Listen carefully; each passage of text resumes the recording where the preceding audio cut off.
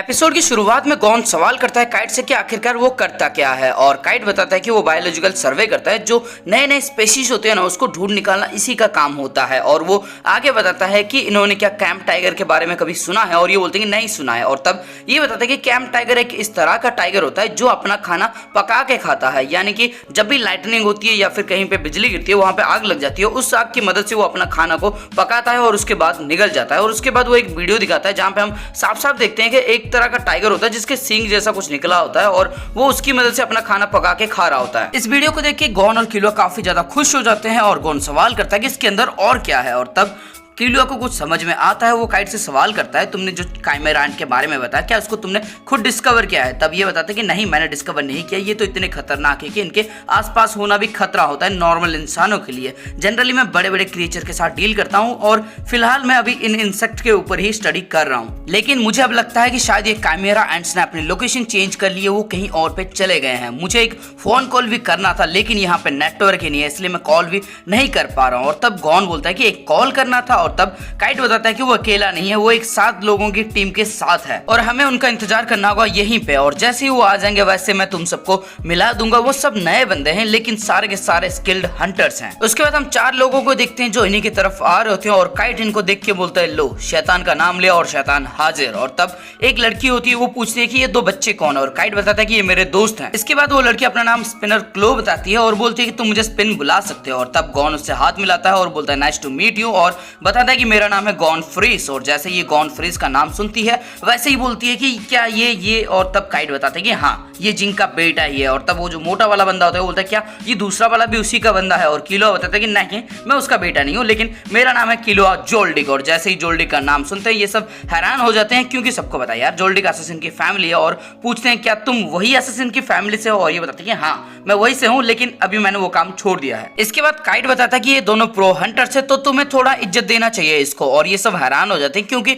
इतनी छोटी उम्र में हंटर बनना इतना आसान काम नहीं होता। इसके बाद आगे हमें पता लगता है कि ये सब 3 सालों से काइट के साथ काम कर रहे हैं और बायोलॉजिकल सर्वे कर रहे हैं, और अभी जो जिन जानवर के ऊपर यानी कि काइमेरा एंट के ऊपर ये काम कर रहे हैं वो काफी कमाल का है। और उसके बाद ये मोटा सा बंदा होता है, ये बोलता है कि हमने इंट्रोडक्शन को आधा में छोड़ दिया था, और ये अपना नाम मोंटा यूरास बताता है और इसको शॉर्टली मॉन करके बुलाया जा सकता है। इसके बाद ये बालों में घोंसला लगाने वाला बंदा बताता है कि इसका नाम स्टिक डिनर है और मैं कुकिंग करता हूँ क्योंकि मेरा नाम है डिनर। इसके बाद ये आखिरी वाला पता नहीं बंदा है या फिर बंदी है, लेकिन अपना नाम बताती है बनाना कवारो। इसके बाद बनाने के बैग से एक कुत्ता निकलता है जो जाके गॉन से लिपटा चिपटी करता है, और मोंटा बताता है कि हमारे पास और 2 टीममेट्स हैं जो अभी काइमेरा एंट जहाँ पे देखा गया था वहां पे गए हुए हैं, और वो दोनों बहुत ज्यादा तेज हैं। और ये काइट को बताता है कि तुमने जो नाखून दिया था उसको हमने कंप्यूटर के जरिए एनालिसिस किया और ये 99% मैच करता है काइमेरा एंट की क्वीन से। इसके बाद किलुआ उसको देखने के लिए आगे जाता है और वो बोतल उससे लेता है और बोलता है कि ये तो काइमेरा एंट का क्लो जो है ये तो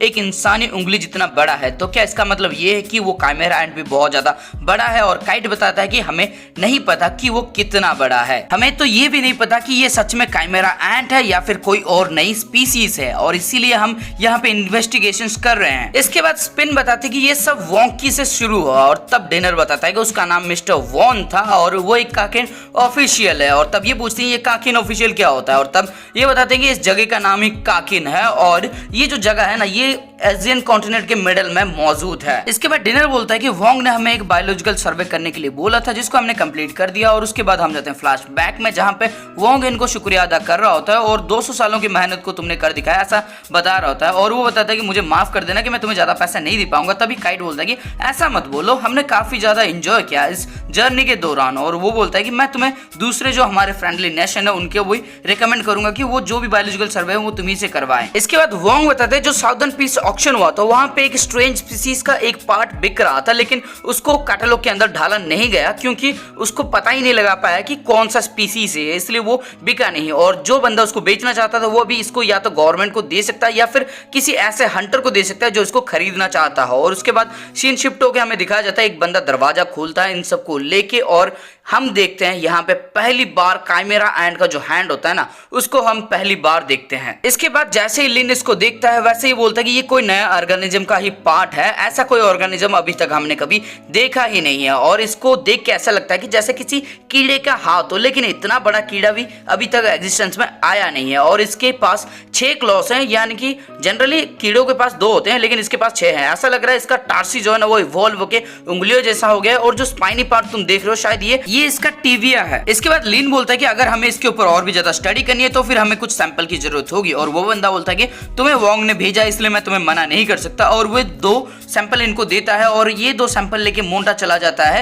एनालिसिस के लिए। इसके बाद काइट सवाल करता है कि लिंग और पोडुंगो कहां पे गए हैं और स्पिन बताती है कि वो यॉर्क न्यू सिटी के साउथ की तरफ गए हैं जहां पे पहली बार काइमेरा एंट का पैर मिला था। और काइट बोलता है कि मुझे माफ कर देना लेकिन हमें जल्दी करना होगा, रेस्ट के लिए तुम्हारे पास अब टाइम नहीं है। और तब गॉन बोलता है कि हम भी तुम्हारे साथ चल सकते हैं और इसको स्वागत करता है अपना काइट। इसके बाद स्पिन बोलती है कि हमें बहुत ज्यादा खुशी होगी अगर हमारे साथ 2 हंटर्स होंगे और उनमें से एक जिंग का बेटा है और दूसरा जोल्डिक फैमिली से है। और अचानक से वो सॉरी बोलने लगती है लेकिन कीलो बोलता है कि कोई बड़ी बात नहीं है, ये सब तो नॉर्मल है मेरे लिए। इसके बाद ये आगे बढ़ जाते हैं और स्पिन बोलती है कि तुम्हारी एज बहुत कम है, उसके बावजूद भी तुम प्रो हंटर हो, तुम्हारे जैसा टैलेंट मैंने किसी के पास नहीं देखा। और तब जो डिनर होता है वो बोलता है कि मेरे पास एक टैलेंट है और वो टैलेंट है टैलेंट बोलने का टैलेंट, यानी कि सड़ा हुआ जोक मार रहा होता है। इसके बाद काइट सोचता है कि बहुत कम समय के अंदर ही इन्होंने अच्छे दोस्त बना लिए और तभी गॉन कुत्ते के साथ खेल रहा होता है और इसको जिंग की बातें याद आती है कि उसने कहा होता है कि जो अच्छे हंटर्स होते हैं उनको एनिमल्स पसंद करते हैं और उनके साथ अच्छे दोस्त भी होते हैं। फिर काइट बोलता है कि जिंग तुम्हें गॉन बहुत जल्दी ढूंढ लेगा। और उसके बाद हम देखते हैं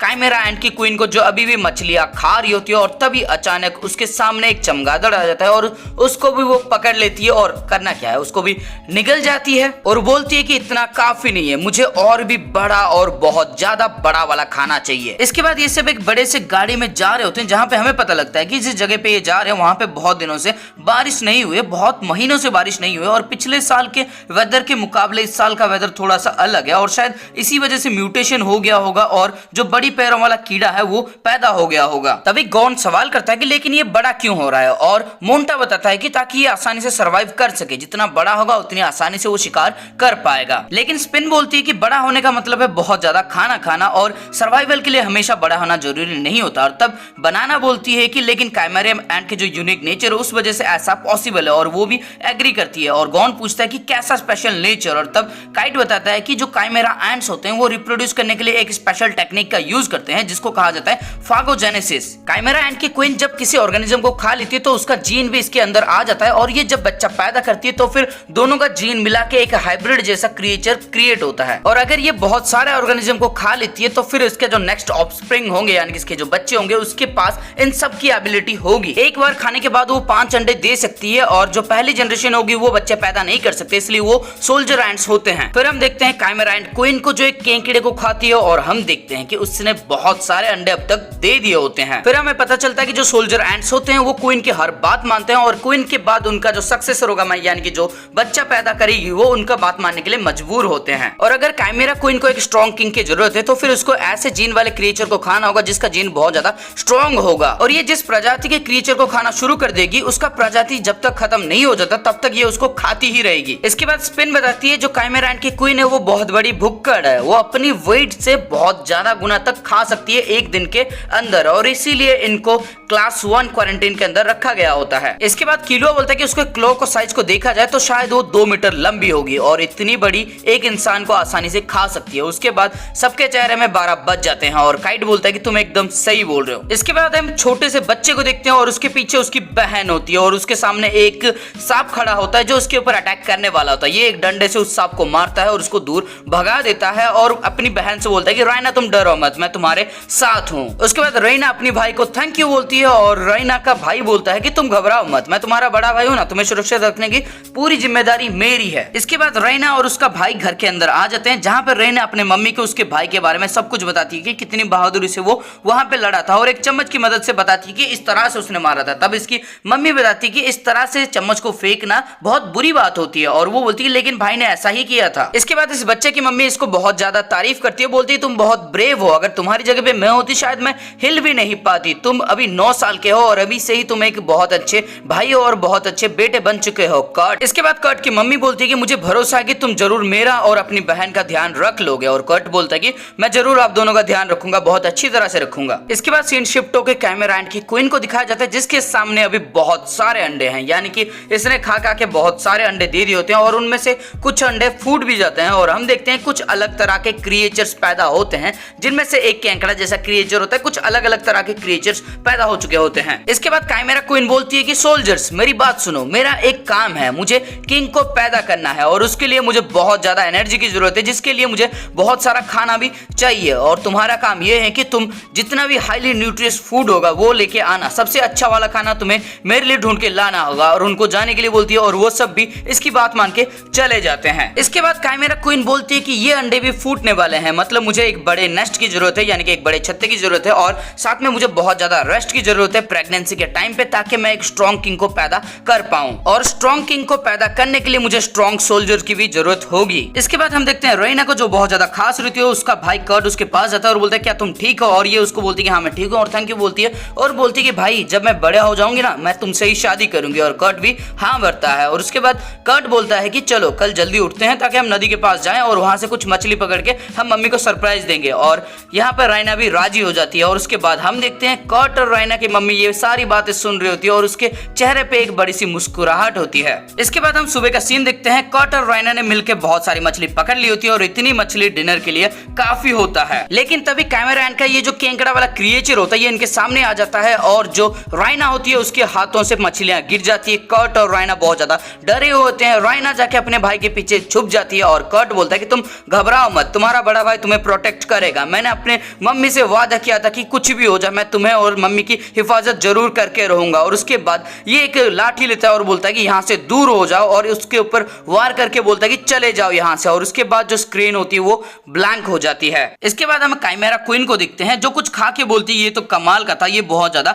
स्वादिष्ट था। उसके मुंह से कर्ट का कपड़ा और रईना का रिबन गिरता है, यानी कि इसने उन दोनों को निगल लिया होता है। और ये बोलती है कि मुझे इस स्पीशीज की यानी कि इंसानों की और भी ज्यादा जरूरत है, मुझे और भी ज्यादा खाना है। इसके बाद टीम काइट से जो दो और मेंबर्स होते हैं हम उनको देखते हैं, जिनमें से ये चश्मिश वाला इसका नाम होता है लिन कोशी और जो दूसरा वाला बंदा होता है उसका नाम होता है पोडुंगो लोपोय। इसके बाद लिन बोलता है कि मुझे खुशी है कि गॉन और किलो हमारे साथ हैं। और तब गॉन और किलो भी इसको शुक्रिया अदा करते हैं। और तब पोडुंगो बोलता है कि चलो अपना काम करते हैं। और वो बताता है कि लोकल की अगर बात होगा माने तो फिर वो जो पैर है वो इसी बीच के पास कहीं पे मिला था, तो फिर हमें इस बीच की तरफ जाकर ढूंढना चाहिए। और उसके बाद ये सब जाते हैं उस बीच को ढूंढने के लिए, ढूंढते हैं लेकिन कुछ मिलता नहीं है। और तभी किलो बोलता है कि सामने एक जंगल है, अगर वो क्रिएचर जंगल में भाग गया होगा तो फिर उसको ढूंढना बहुत ज्यादा मुश्किल होगा। इसके बाद स्पिन बोलती है कि हमें तो ये भी नहीं पता कि वो जिंदा है या फिर मर चुका है और ये इसी आइलैंड पे है या फिर किसी और आइलैंड पे है। और तब बनाना बोलती है कि चलो फिर ढूंढते हैं। और उसके बाद वो जो क्रिएचर का सैंपल होता है ना वो अपने कुत्ते को सूंघाती है और तभी गॉन भी जाता है, वो बोलता है कि मैं भी सूंघूंगा। और किलो बताता है कि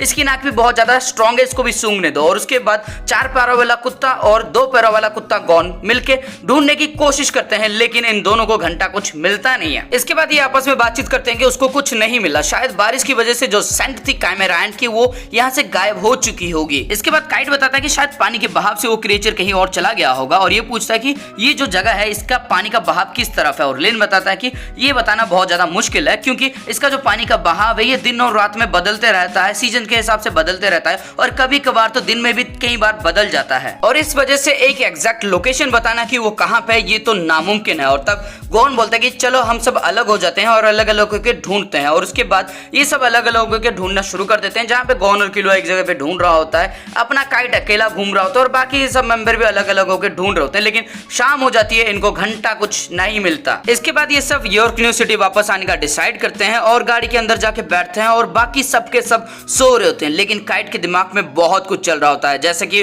वो जो क्रिएचर है 2 मीटर लंबा है, किसी को भी खा सकता है, उसकी भूख कभी मिटती ही नहीं है और साथ में फागोजेनेसिस, ये सब काइट के दिमाग में चल रहा होता है। इसके बाद हम कैमरा एंड की क्वीन को देखते हैं जो एक अंडे को देख रही होती है जो हैच होता है और उसके बाद एक क्रिएचर निकलता है और वो क्रिएचर के पास कुछ पंख होते हैं और साथ में उसका चेहरा थोड़ा सा इंसानी होता है। और उसके बाद ये क्रिएचर बोलता है कि हुक्म करो मेरे आका। और जो एंड की क्वीन होती है बोलती है अच्छा तो तुम बातें भी कर सकते हो। और ये बताते हैं कि हाँ मैं बातें कर सकता हूँ, जिसकी वजह से मैं आपकी सारी बातों को अच्छी तरह से समझ सकता हूँ और अपनी बातों को भी आपको समझा सकता हूँ। इसके बाद एंड क्वीन बोलती है कि मैं बहुत ज्यादा खुश हुई और इसको एक स्क्वाड्रन लीडर यानी कि एक छोटा सा स्क्वाड होता है उसका लीडर बना देती है और ये उसके लिए शुक्रिया अदा करता है। और उसके बाद इसको पहला मिशन दिया जाता है जो कि ये होता है कि इसी तरह तरह का न्यूट्रिश फूड इसको चाहिए होता है, यानी कि जिस तरह का खाना भी इसने खाया है ना, मतलब इंसानी फूड, यानी कि इसको इंसान चाहिए होते खाने के लिए, और इसी के लिए ये इसको भेजती है एक स्क्वाड के साथ। इसके बाद हम देखते हैं ये अपना मिशन कंप्लीट करने के लिए उड़ते हुए बाहर निकल जाता है, और इसके पीछे बहुत सारे और